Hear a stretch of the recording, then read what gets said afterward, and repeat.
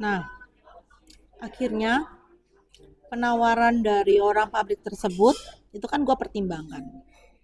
Dan orang pabrik tersebut kan mengatakan bahwa ya udah bayar aja yang di kontainer yang di pelabuhan. Ya, totalnya itu sekitar 3 sampai 3 hampir 4 M gitu kan. Nah, tapi waktu itu dia yang mengatakan ke gue, ya udah lu bayar dulu 2 M, sisanya nanti bertahap. Dan barang-barangnya di mantan gue sebesar hutangnya itu dipindahkan ke gudang gue. Nah, di situ kan kita ada buat perjanjian ya, bahwa gue masih boleh jual merek dia, ya. Gue masih boleh jual brandnya dia.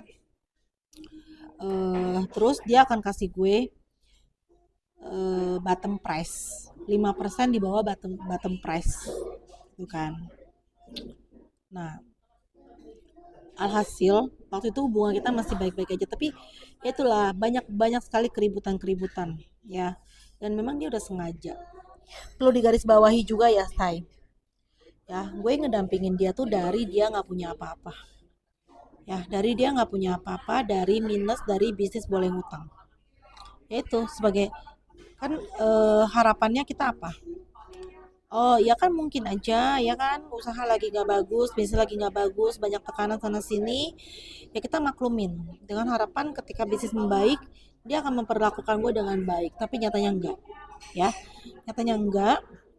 Nah, salah satu kan akhirnya akhirnya kan gue udah ambil alih nih, ambil alih bukan ambil alih barang-barang yang punya si pabrik tersebut, pabrik yang pertama kali bikin merek R tersebut, ya. Nah, alhasil di salah satu bunyi perjanjian yang notaris tersebut, akhirnya kan kita bikin perjanjian notaris kan. Salah satu bunyinya itu adalah segala sesuatu yang udah terdaftar atas nama gue dan anak gue itu tetap menjadi punya kita, gitu kan, tetap menjadi punya kita. Nah, oh iya, lupa gue. Perlu gue garis bawah juga ya, usaha dia selama selama waktu 2020 2021 ya kan sampai 2022 itu masih mengandalkan es pinjam penjual. Es pinjam penjual itu nama gue dan anak-anak gue, ya. Pakai nama gue dan anak-anak gue. Udah segitunya ngebantuin dia, ya. Sampai kurang-kurang duit gue pinjem sama adik gue, sama emak gue. Ada, ya, semua bukti-buktinya itu ada. Sampai pernah juga ada satu rekan dia yang ketangkep imigrasi dan perlu penebusan gitu kan. Itu juga gue cariin pinjamannya, ya, gue cariin pinjamannya. Udah segitunya ngebantuin dia, udah segitunya berkorban buat orang ini. Tapi apa yang gue dapet gitu kan? Apa yang gue dapet adalah sekarang gue malah berterima kasih sama dia, ya. Karena dia memperlakukan gue demikian, itu yang membuat gue kuat, ya, kuat secara berjuang di bisnis. Kalau dibilang hati, hancur saya. Ya. Kalau dibilang hati tuh hancur. Tapi gue berjuang di bisnis. Nah, akhirnya gue bangunlah merek Metaverse. Ya, akhirnya gue bangun merek Metaverse dengan semangat yang dulu gue di sana. Gue bangun merek Metaverse. Karena gue yakin produk yang dijual itu boleh aja banyak yang sama, ya. Produk yang dijual boleh banyak yang sama. Tapi yang membedakan itu adalah service, ya. Service, pelayanan, kepuasan customer. Itu yang membedakan gue dengan yang lain. Gitu. Ya. Nah, balik lagi ke beberapa sertifikat yang udah atas nama gue. Itu ada sertifikat desain, ya. Sertifikat desain itu awalnya dia berpikir bahwa itu tidak berarti gitu loh. Sampai titik dimana dia merasakan bahwa sertifikat desain itu bisa dipakai untuk menutup link-link produk di Shopee, ya. Nah, disitulah dia cari gue untuk bekerja sama lagi, untuk tutupin link-link produk orang lain di Shopee. Nah tadinya awalnya kan gue nggak mau lah, kan nggak ada benefitnya apa-apa buat gue. Ya kan, apalagi yang gue nggak punya desain produk tersebut, ya kan, buat apa? Tapi dia punya. Alhasil dia baik-baikin gue lagi, ya kan, yang namanya perempuan jatuh berulang kali, ya kan.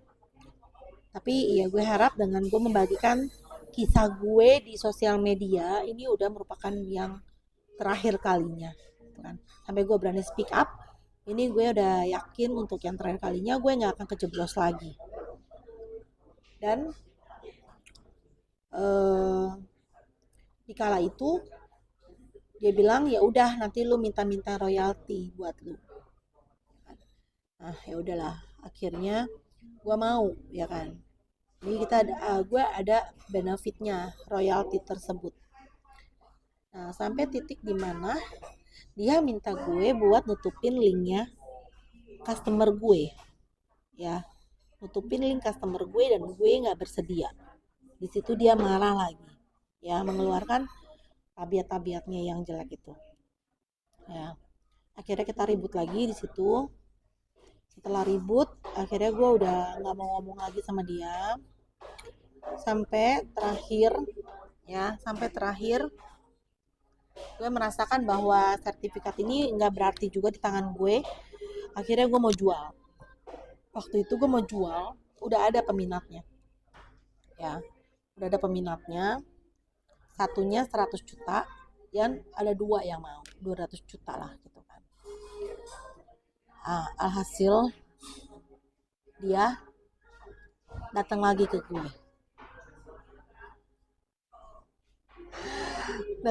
gue, mengatakan bahwa ya udah, jadi pokoknya dia baik-baikin gue dulu lah, ngambil hati gue lagi lah, ya kan, ngambil hati gue lagi.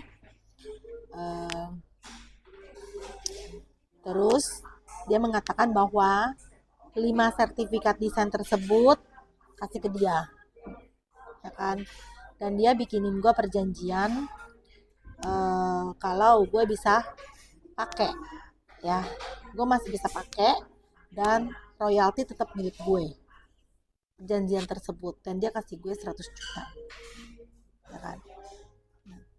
Karena gue melihat janji-janji manisnya lagi, ya kan, dan gue selalu berpikiran, oh mungkin kali ini dia berubah, ya kan, akhirnya gue menerima penawaran itu, ya. Akhirnya gue menerima tawaran itu, dan akhirnya apa, ya, akhirnya dari tanda tangan bulan 5, ya, tanda tangan bulan 5 sampai bulan Juni itu juga belum terilis yang dia janjikan. Sebesar uangnya itu tidak dirilis sama dia waktu itu. Sampai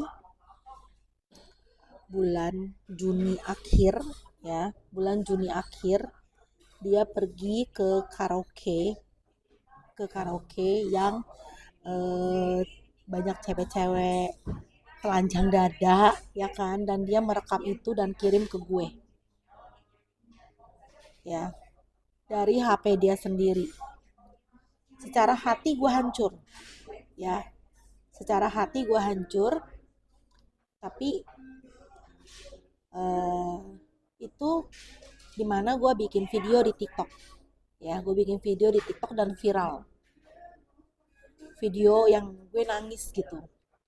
Gue nangisnya itu karena pertama dia udah mengkhianati gue, kedua dia sengaja tidak mau menjual produk ke gue di mana ada customer gue punya kebutuhan gitu.